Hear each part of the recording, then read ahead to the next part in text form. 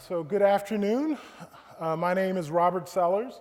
I am Vice Provost for Equity and Inclusion and Chief Diversity Officer, but even, I think, more relevant and more important in many ways, I am a 22-year faculty member here in the Department of Psychology, so I am part of LS&A as well.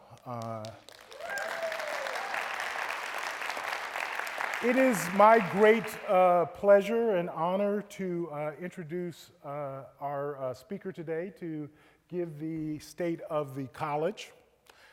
It is my pleasure to introduce Interim Dean Liz Cole. I have known Liz now for 32 years. So we met in kindergarten. No, in all seriousness, we were in graduate school together. And about a week ago, I was at an event with a number of new faculty, and one of the older faculty, who might actually be in the room, had asked me, since I was in psychology and the faculty member didn't know Liz, asked me, what do we have to look forward to? Which is why I imagine a number of you are here asking that question as well. Well, there were three things that I thought was really important for this person to know. First and foremost, Liz is one of the smartest individuals that I have had the pleasure of knowing. And I know a lot of smart people. But Liz's intelligence isn't just simply based on the facts that she knows, which there are a lot of esoteric facts that Liz knows. So if you're looking for a partner in terms of Trivial Pursuit, she is your person. But more importantly than that, Liz has a kind of intelligence that leads to interesting and penetrating questions. I'm always amazed by the way in which she will pose a question to something that might seem somewhat obvious, but by posing that question really transforms it. And the other side of that is she listens for the answer. And one small example of this that might actually embarrass her is that as a former football player and a huge football fan, I have watched literally thousands of football games. How many people know what the line of scrimmage is? Good. Well, for the very first time, Liz asked a question, why is it called the line of scrimmage and not the scrimmage line? Seems kind of pretentious, doesn't it? Never, in all the years, never thought about that. And that now was probably 10 years ago, and I still constantly question, so why is it the line of scrimmage? The second thing that I would say about Liz is Liz has a tremendous sense of fairness, perhaps even more than anybody that I know.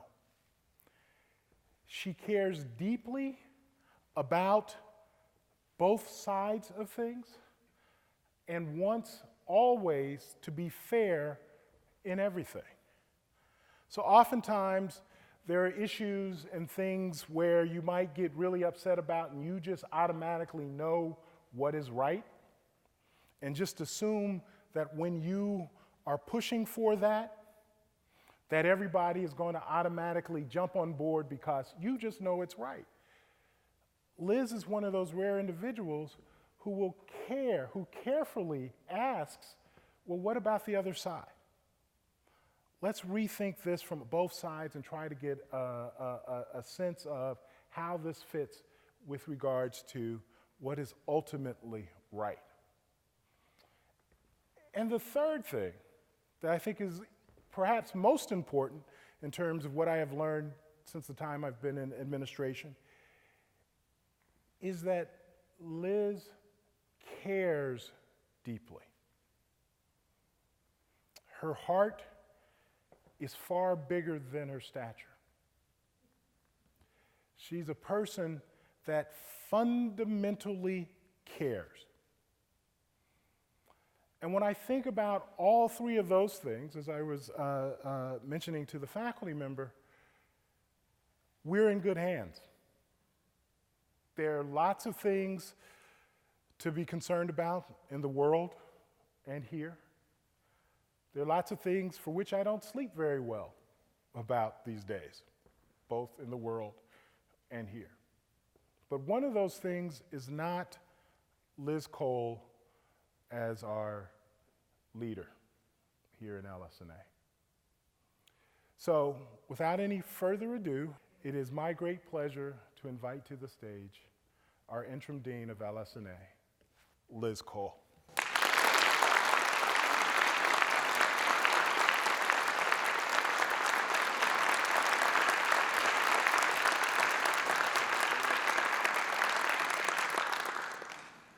Thank you, Rob. That was beautiful. I really appreciate that.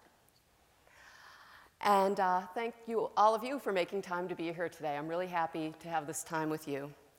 And I have to start by saying the start of my time as interim dean has been very eventful, as you know. I'm excited to be here today to tell you about the exciting things we're doing in the college, but I feel like I can't leave it unsaid that wow. It's been a tough few weeks on campus involving issues that I couldn't have foreseen. And I do want to talk about that today. I'll say a little bit about that later. But I look forward to the ongoing dialogue. I don't want that to be the main theme today. Really what we're here today is to celebrate the state of the college, to celebrate your work and the positive impact that it's making on our students, and to tell you about where we're going. So even though I have this great introduction from Rob, I want to start by telling you a little bit about myself. So in 1982, my mom and I loaded up her Ford Escort station wagon and left Buffalo, New York around midnight for the long drive to Boston. Neither of us had ever been to Boston. During my senior year in high school, I'd gotten a lot of catalogs in the mail full of beautiful pictures, and I picked Boston University because it was a big city and because they gave me the most financial aid. A year of tuition and housing at that time added up to about a year of my mother's salary. So we decided to drive all night so we wouldn't need to pay for a hotel room when we got there. Neither of us had ever been on a campus tour. Neither of us had ever been in a dorm room. I slept for a lot of the trip, but I was awake to see the sun come up over the Massachusetts Turnpike. We got to the city around breakfast time, but we couldn't find the campus. So after driving around for a little while, eventually my mom pulled up to a gas station, and I got out and I asked someone where Boston University was, and he didn't say anything. He just pointed across the street. And that was my first moment of what turned out to be many moments of feeling that I just had no idea what I was doing in that big city, at that big school. My mom had wanted me to go to college in Buffalo, but even then, I knew I wanted a bigger world for myself. But when I got there, it wasn't easy. It wasn't easy because I usually had 2 jobs, and I was always worried about finding money for the next year. And it wasn't easy when I had to call up my mom crying because I felt like I couldn't understand why I wasn't being as successful in college as I'd been in high school. And neither of us could understand it. Getting ready for this talk earlier this week, I called my mom, and we talked about that time, and she said, "I remember how scared you were, but as soon as I told you to just come home, you got brave." And after I got brave, I found my major, I found my groove, I got involved in a faculty member's research, and one of my jobs was tutoring high school students in math, and that preparation and rehearsal helped me ace the quant test on the GRE. And as a result, I got into every graduate school I applied to, which included here, Michigan, and that was my first choice. I wanted to take some time to tell you this story, to tell you my story, because it's not so different from the stories of many of our students. I know how the opportunity for education changes lives, and that's why I'm committed to LSA's vision of excellence, access, and diversity. Those same values are why I've spent my life in higher education and why I've spent most of my career here, as a doctoral student, a faculty member, a department chair, an associate dean, and now as the interim dean. This is my intellectual home, and it's my privilege to serve in this way. Excellence means we have world-class faculty, experts in their fields, who engage our students with a modern curriculum. Access means we prioritize bringing top students to LSA, whether they come from economically disadvantaged backgrounds, from under-resourced high schools, or from high schools that offer AP classes and science labs and trips abroad. And we know that diversity is essential to produce ideas and graduates who will make an impact in today's world. We strive to serve as a model of how bringing people together from different backgrounds can make a vital difference. These values come together in LSA's mission of liberal arts for life. We're committed to being a place where students can succeed academically and professionally by allowing them to leverage the full scope of their LSA education, both while they're here and when they leave us. This has been our mission for a long time, and the main thing I want to tell you today is that that's not going to change. Andrew Martin was a terrific dean, and I think he did great things for LSA. But LSA is bigger than any one person. LSA has always been successful because of the excellence of its faculty, its students, and its staff. And the college leadership and I believe in the work we've been doing for the past 4 years, including the development of the Opportunity Hub and the DEI strategic plan, and we're committed to continuing them. Everything that makes LSA great will go on. So today, what I want to talk about is some of the practicalities of how we're able to do this work. And along the way, I want to tell you about some examples that highlight what makes this place so special, really exemplify it. So let's start with our budget. Every year in the state of the college, we talk about the budget. And of course, that's an important thing to do in terms of transparency. We want our community to have access to this information. But it's also important to look at the budget in order to understand two things. Where does our funding come from? Because that's telling us who's investing in the college. And how do we spend our funds? Because those decisions are driven by our mission. The way we spend our funds is a reflection of our values. So let's try to understand that. And the first chart that I have is of our operating revenue. I'll pick out a few highlights here, the points I hope you'll take away. The first thing to notice is that our total revenue last year was more than $850 million. And the majority of that, the great majority, came from the general fund. In the next slide, I'll tell you about what goes into the general fund. Another thing to notice here is that 11% of our operating revenue comes from sponsored projects. That means research grants that our faculty bring in. And another 6.5% comes from fundraising. And last year, that amounted to $55 million. Now, I mentioned that the biggest part of the pie is the general fund. Let's talk about where that comes from. So the general fund is $700 million, and it's our biggest source of revenue. The biggest source of the general fund is tuition. Tuition from graduates and undergraduates adds up to 86% of the general fund. Andrew used to like to show this slide, and I wanted to include it as well because I think it's a reminder. Our students invest a lot to be here, and when they make that investment, they're putting a lot of trust in us. It's very important for us to be thoughtful stewards of those funds. The first thing to notice about our expenses is that they're lower than our revenues. So we spent about $9 million less than we took in last year. And that means we can invest strategically and plan for the future. As I said earlier, we need to think about the way we spend our money, our expenditures, as an expression of our priorities and values. And I think you see that in this pie chart. First thing to notice is that faculty salaries and financial aid together add up to almost 40% of spending. That's really important because that's central to our mission. Next year's chart will see an increase in faculty spending due to the new contract that we made with the Lecturers Union. And I'm going to talk about that a little bit more later. So what is the college investing in? What does that say about the way that we're living our values? These investments are financial, but it's also where we're investing our best thinking and our focused attention. These are the places we're trying to make a real difference that members of our community can see and feel. And I want to tell you about some of those investments because I think they're exciting. And here's one you're probably all familiar with.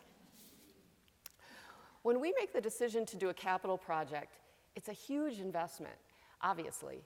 But I feel like most of the time when we talk about that investment, we talk about it in terms of the financial investment, which of course is considerable.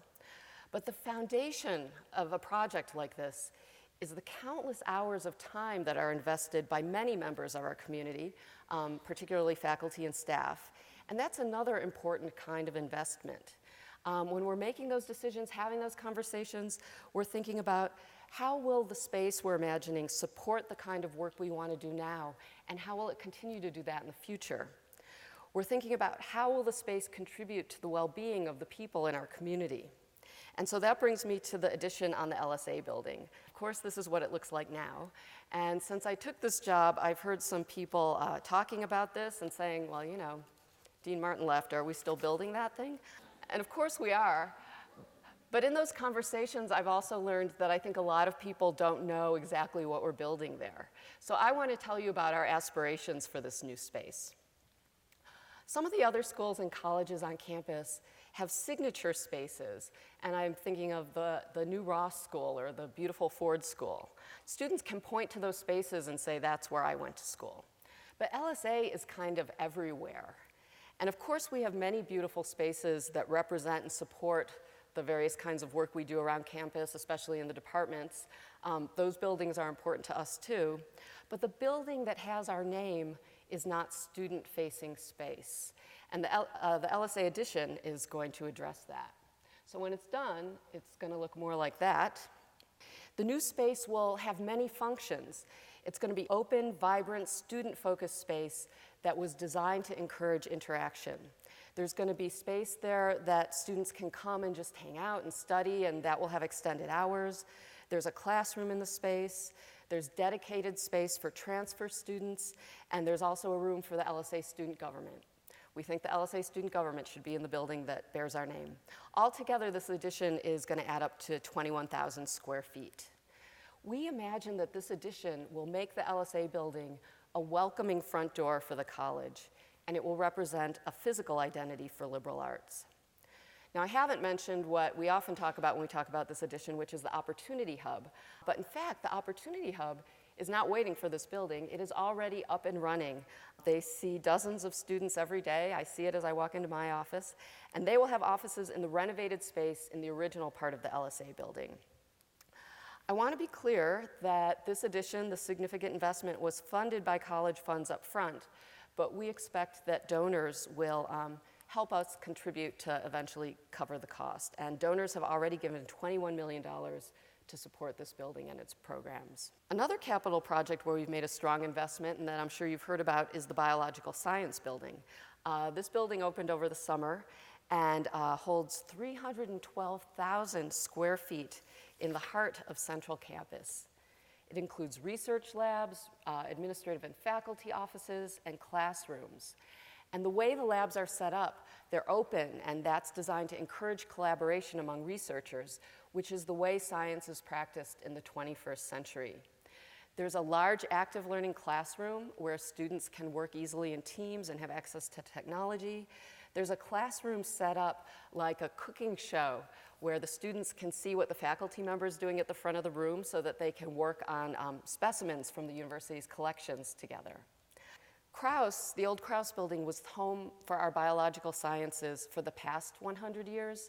We designed this building with the idea that the BSB will be the home for the biological sciences for the next 100 years. That's a huge investment of forward thinking, and it's a really important investment in our teaching and our research missions. The other fun and cool thing about this building is that it will also be the home of the Natural History Museum. And they will reopen in fall 2019, and their exhibits will have been completely redesigned and rethought to be more participatory, more hands-on. There's going to be opportunities for visitors there to press a button and be able to talk with the scientists as they're working in their labs.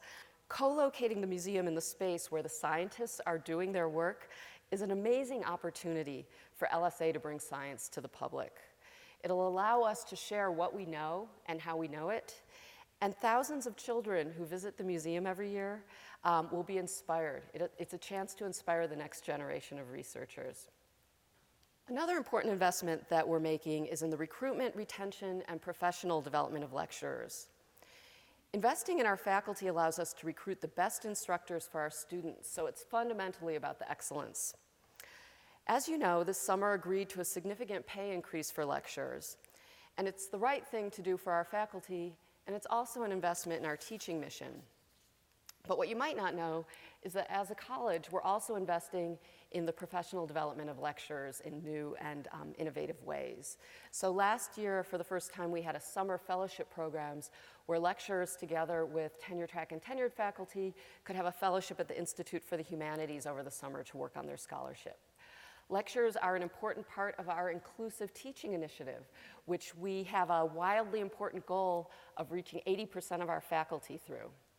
And this year, for the first time, we teamed up with CRLT to offer an orientation for new lecturers. Now, another important investment that we've been making for some time is in our diversity, equity, and inclusion mission. We've been putting our financial resources into it, as well as our time, our attention, and our best thinking. LSA's DEI strategic plan is entering its third year, and implementing it with care is one of my top priorities. We've had many successes so far, but I'm happy to say that we're just getting started. This year, in particular, I'm going to be reaching out to students together with Associate Dean Fiona Lee to talk with them about the progress we're making and the distance we still have to go. Now, some of you might not be familiar with the things we've done so far, and that might be because a lot of the work we've been doing has had the purpose of building infrastructure to support the work that is just now starting to bear fruit. So I want to tell you about two of our exciting projects that are really hitting their stride. And the first is the LSA Collegiate Fellows. I'm sure most of you have heard about them before, but this is a 2-year postdoc with the possibility of moving on to the tenure track. And through this program, we aim to bring 50 young scholars here over the next 5 years. And these are scholars who are at the top of their fields in terms of their scholarship and who also have a demonstrated commitment and expertise in working for diversity, equity, and inclusion. We imagine that at the end of this time, the effect of adding these faculty will be transformational to our faculty as a whole.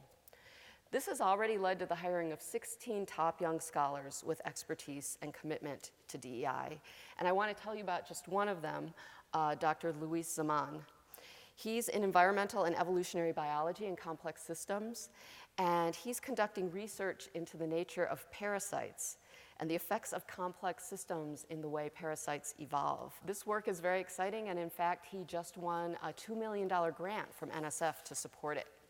But he also works to give teachers in underserved Detroit schools an authentic experience of scientific research and connect them to networks of educators. So he combines that scholarly excellence and this expertise in how to make our community more equitable. And when we reached out to him to tell us a little bit about himself, he told us this story. He said, "It wasn't really until college that I realized being a professor was something I would want to do or even something I could do. I owe a lot of my interest in research and science to my experience as an undergraduate at a small liberal arts university. I was incredibly lucky in many ways, including moving into affluent school districts at key times during my life, going to a high school where college was assumed to be everyone's trajectory, and having some fantastic mentors along the way." And then here's what he said that really got me. He said, "Not everyone is or will be as lucky, and they shouldn't have to be." He really is the perfect combination we're looking for in collegiate fellows, outstanding young scholars who are contributing to their field and also working actively to foster equity and inclusion. Another accomplishment we've seen in the past 2 years is the restructuring of the Kessler Presidential Scholarship to serve first-generation college students. This is a picture of Lauren Seal. She's a 2012 LSA graduate and a Kessler Program alumna. She majored in African American Studies and went on to complete her medical degree. Dr. Seal says, and this is a quote, "There's a lot of beauty and power in the story of being the first in your family to go to college. But along with that beauty and celebration, there are a lot of growing pains that have to happen because you're going the road less traveled from where you came from." We've learned over the years that while scholarship funds for tuition are vitally important, they often aren't enough to help students be successful. First-generation students in particular can find that they lack the information that will help them succeed and thrive in college, like how to meet your professor, how to navigate registration, or even knowing that it's pretty normal for students to experience setbacks, and just because you do, it's not a reason to think you don't belong here. The Kessler Scholars is a scholarship program that was established by Fred and Judy Wilpon, and it's very generous. It's supporting 160 students from both in and out of state. We've recently expanded the program to build infrastructure that works to support the students' success.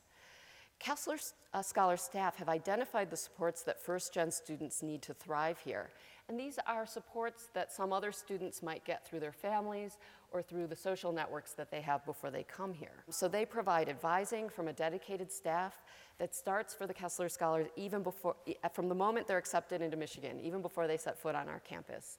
They provide peer mentoring, and they bring the students together into a strong community that meets regularly, and that serves to make this big university feel small and welcoming. This has been so successful that there are now other universities looking at Kessler for lessons about how to support first-generation students on their campus. And that makes me think that this program has the potential not just to transform students' lives, but maybe even to change an important aspect of higher education. Now, most of the investments I've been talking about so far have been initiated or led by the college. Now I want to talk a little bit about some of the places where faculty, students, and staff are investing their time and best thinking to build the capacity for dialogue in our community. We know that debate about strongly held views can also be respectful, and we know that we often learn best from those who disagree with us. And we know that institutions thrive when the voices from throughout the community have a chance of being included. Across the college, faculty, staff, and students are building opportunities to ensure that it's these kind of conversations, these meaningful conversations, that they take place in LSA. Last year, I had the opportunity to be a co-facilitator in a course offered by the Program on Intergroup Relations, which is celebrating its 30th anniversary this year. And that experience deeply informed my understanding of dialogue. As a result, I believe dialogue is fundamental to the practice of equity and inclusion. Because to benefit from diversity, it's not enough just to have diverse people on the same campus. If we don't have meaningful communication, we're missing the real opportunity to learn and grow. Real dialogue aims to listen without judgment and instead with a view to understand. It allows for and invites differences of opinion and experience. It has the power to challenge preconceived notions, and in this way, it broadens our perspectives. And by doing this, it builds relationships within a diverse community. I think a liberal arts education has always developed students' capacity for dialogue, that kind of listening and openness. And that capacity is also fundamental to an inclusive democratic society. So the ability to engage in dialogue is more important than ever. One place that I see faculty and students engaging in a dialogue across difference is in Professor Arthur Lapia's political science course called Beyond Partisanship. The class members work together to find common ground on issues that most Americans care about and collaborate to find solutions to those problems. The way Professor Lapia described the problem of partisanship to me is fundamentally about dialogue. He said, when people argue about politics, they often focus on winning the argument instead of thinking about how to work together to help others.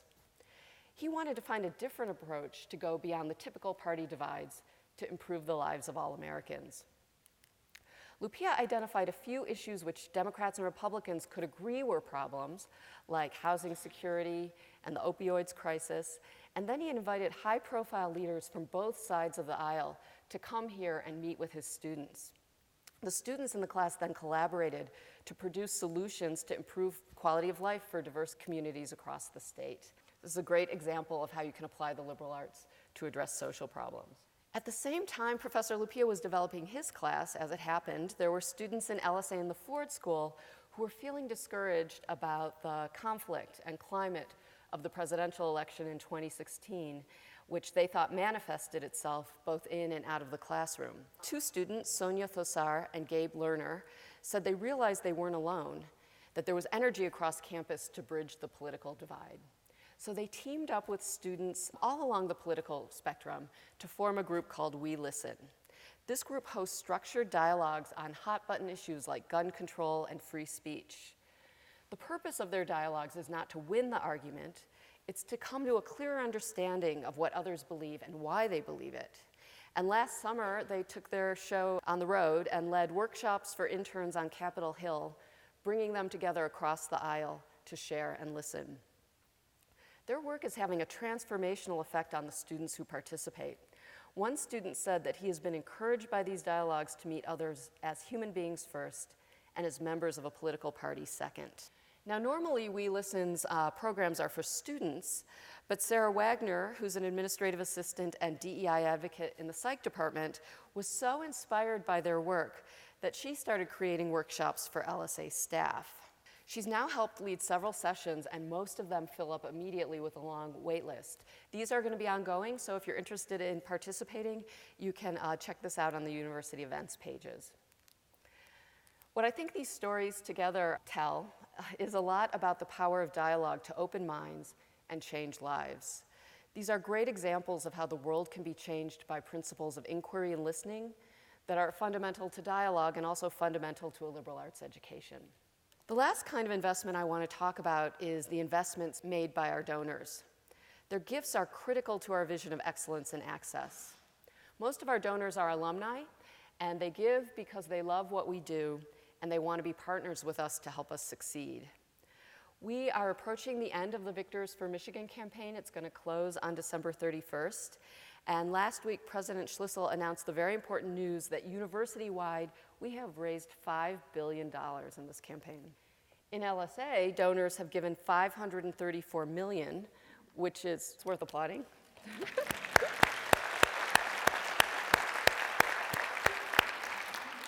Which is well over our campaign goal of $400 million.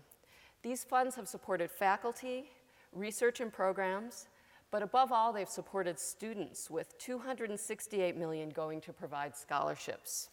We have so many donors who support us generously. I want to tell you about one that I find very inspiring, and that's Dr. Mayumi Oka. She's director of the Japanese language program and a lecturer in the Department of Asian Languages and Cultures. And she sent us this picture of her, that's her on the right, with her students and some of her colleagues in a music video they made to promote the study of Japanese language, and their signs say, "Let's study Japanese in different languages."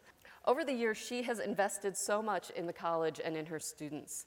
She built this program into one of the best in the country, and when there were no good textbooks for third-year Japanese language study, she wrote one, and it became the international standard. Now she's thinking about retiring, and she has left a $3 million bequest in her will to fund this program. Dr. Oka was especially interested in providing financial support for study abroad opportunities for students, and she said, "If we can experience different cultures when we're young, it can mean a big life change. I want all of my students to have this opportunity. And while I think that supporting my students and colleagues, it's very worthwhile. By doing this, I can continue to be involved with Japanese education at Michigan, which has been my passion, even after I'm gone." There are so many stories like Dr. Oka's, people giving their time and talent to the college, and some of them also invest by giving donations. I'm not suggesting that any of you should, but I want to celebrate the impulse to do so and celebrate this wonderful gift. Now I want to just take a minute to address some current issues, which I alluded to at the start of these remarks. And of course, I'm talking about the conversation about instructors who refuse to write recommendations for students to study abroad in Israel. I've spent a lot of time thinking about these events over the past few weeks, and I imagine that many of you have too. In fact, some of you might have even come here today hoping to learn more about it. And I'm limited in what I can say about this because these are matters that pertain to personnel and to students. So even if they've been in the newspaper, I can't speak in detail. But what I can say is that my understanding of the issue is very similar to the one that's been represented by SACUA, our faculty senate, and it's similar to the principles articulated by the American Association of University Professors. To my mind, this issue is not about a particular political position or even a specific issue. Faculty ought to be and are free to speak, write, and advocate on matters of concern to them. At the same time, we also have a responsibility to support the academic aspirations of our students. I believe it's not appropriate for faculty to use a student's request for a recommendation as a platform to express their own personal or political beliefs. I discussed this matter at length with the college executive committee, which is an elective representative body of faculty. And then I made the decision to take action, and I stand by that decision. If you're interested in this topic and you haven't already, I hope you'll read the article in yesterday's Daily, which reprinted my letter in which I described this decision in full. You'll hear many people talking about this, many different depictions of the issue. If you're interested, I hope you'll take the time to read the rationale behind my decision. I'm sure you also came here with some interest in the search for the next dean of LSA. If you're interested to know, that will not be me. I took this job in part because I'm not interested in applying for the job, and it makes it a better search, I think, when there's not someone already sitting in that seat who's hoping to hold it. But the provost is finalizing the search advisory committee this week, and he expects to do first-round interviews in January, which will be held off-site. And their plan is to have someone named in plenty of time to take over by next academic year. So, I started this talk by telling you about my mother and how she supported my dream to leave our city so I could pursue opportunities that at the time neither of us understood or could even imagine. And in fact, I couldn't have imagined that I'd have the opportunity to lead this college even 6 months ago. Since taking this job, I've been thinking every day about my mother and about all the people who've helped me along the way. I've been thinking about my gratitude and even awe at their vision and their patience.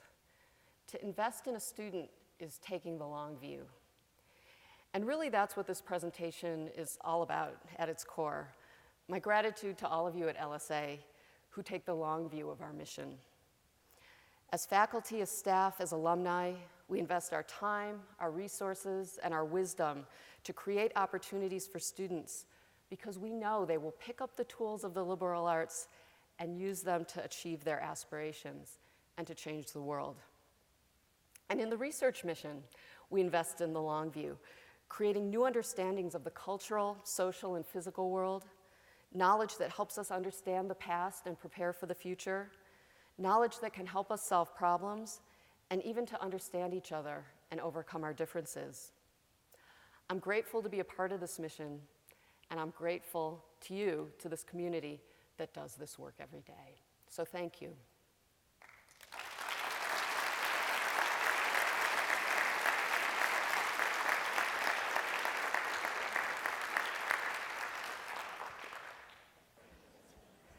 Okay, why don't we share with the big group? We've mic runners, so raise your hand up high and they will come and find you. Good afternoon, Dean Hi. Cole. With all the stuff that's on your plate right now, what new programs and initiatives do you plan on rolling out in the next couple of years? Well, thanks for that question. I won't roll them out in the next couple of years, but we're working on programs that will continue to roll out in the next couple of years. Two of them that I'm really excited about, there's one in the humanities and one in the social sciences. So in the social sciences, we've been working on a program called QMSS, which is Quantitative Methods in Social Sciences. And this is going to be a new minor that will teach our students who are interested in social sciences how to use the most cutting-edge tools for dealing with big data, how to mine all that rich data that we're all sort of inadvertently generating as we go about our digital lives. And they will take that minor into a social science major where they'll learn how to ask good questions and have the tools at the hand to be able to answer those questions.